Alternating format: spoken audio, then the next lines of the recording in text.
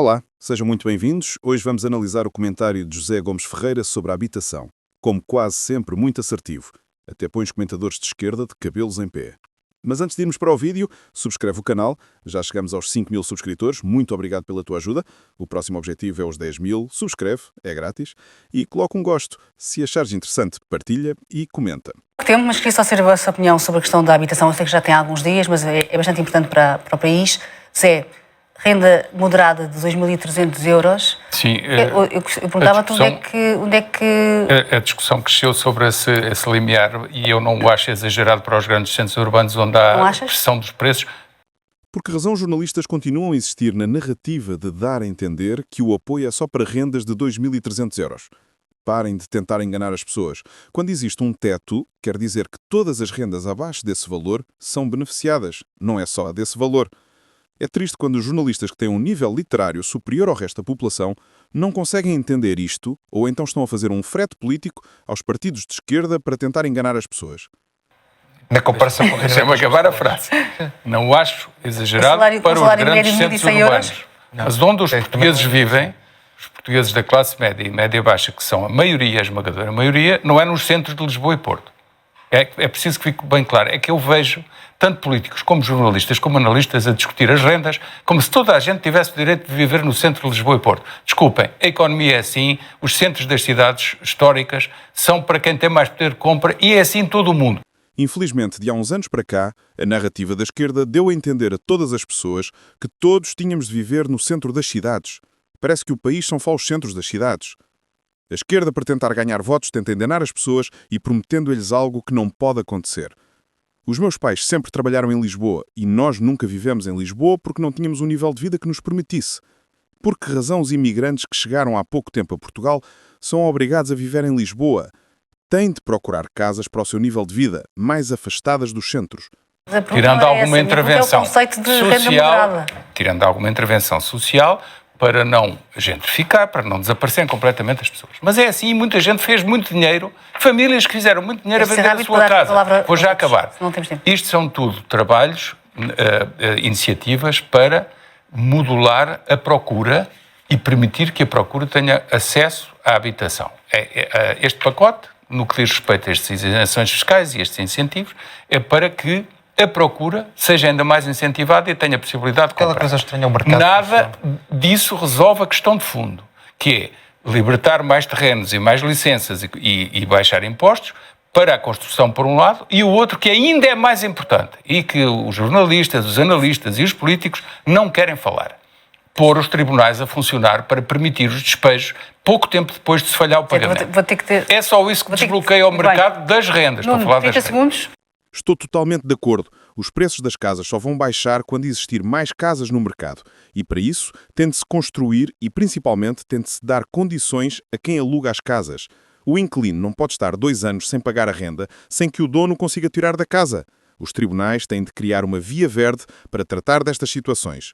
Só com estas duas medidas é que os valores das rendas vão baixar e muito. Vou dar tempo ao Diogo. Sim, a questão é, quando nós colocamos o limiar do desconto de 25% para 10% no valor de 2.300, o efeito que temos é um aumento brutal das rendas, porque as pessoas têm o mesmo incentivo se tiverem mais caro e se venderem mais caro. Então a ideia deste jornalista de esquerda é que as rendas vão passar todas para 2.300 euros, é isso? Este senhor, infelizmente, ou não sabe como é que a economia funciona, ou quer tentar enganar os portugueses. Existe a lei da oferta e da procura. As pessoas podem colocar as casas a 2.300 euros, mas se não as conseguirem alugar a ninguém, é lógico que as vão ter de baixar. É básico. Isso já aconteceu. Isto é, em relação a agosto deste ano para agosto do ano passado, nós tivemos um aumento maior de há 40 anos do preço das casas. Só é pena não dizer que isso é uma consequência dos 8 anos de governação socialista. O não se ter investido em construção nova levou a que as consequências fossem estas. Agora as medidas deste governo vão levar tempo até que os valores baixem. Se não for por causa das medidas tomadas desde há um ano. Obviamente pelas medidas que fizeram a facilitação da compra das populações mais ricas e dos jovens mais ricos em relação aos mais pobres. Quando nós aquilo que temos de facto é um estrangulamento na construção pública, e esse estrangulamento da construção pública não é meramente um estrangulamento em relação ao dinheiro que temos para a construção pública, mas é também das regras da própria construção. Não duplicar o orçamento de Estado, que não vais ter construção pública que chegue. Tem que ser o mercado privado. Telegramas. Construção pública. Está a ser feito em Portugal o maior investimento público em habitação em relação a um programa que tinha sido pensado para 26 mil casas, tinha dinheiro para 16 mil e foi preciso vir do orçamento do Estado tudo o resto, e é uma opção que é feita por este Governo. Em segundo lugar, eu pergunto, alguém, destes três que aqui estamos, é contra a baixa de impostos? Eu não sou.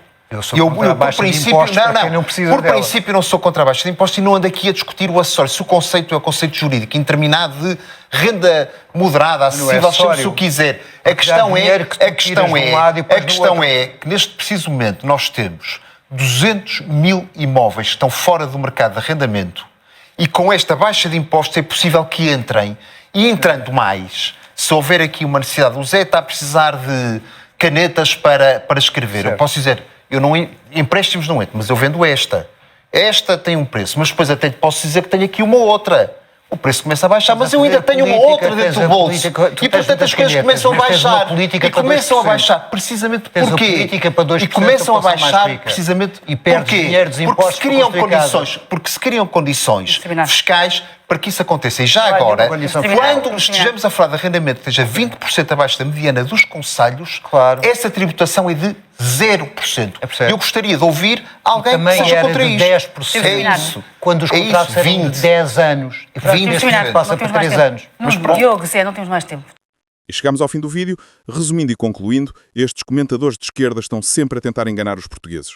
António Costa teve 8 anos a governar com o apoio do Partido Comunista e do Bloco de Esquerda e todas as medidas que fizeram levaram-nos a este aumento brutal do valor das casas e das rendas.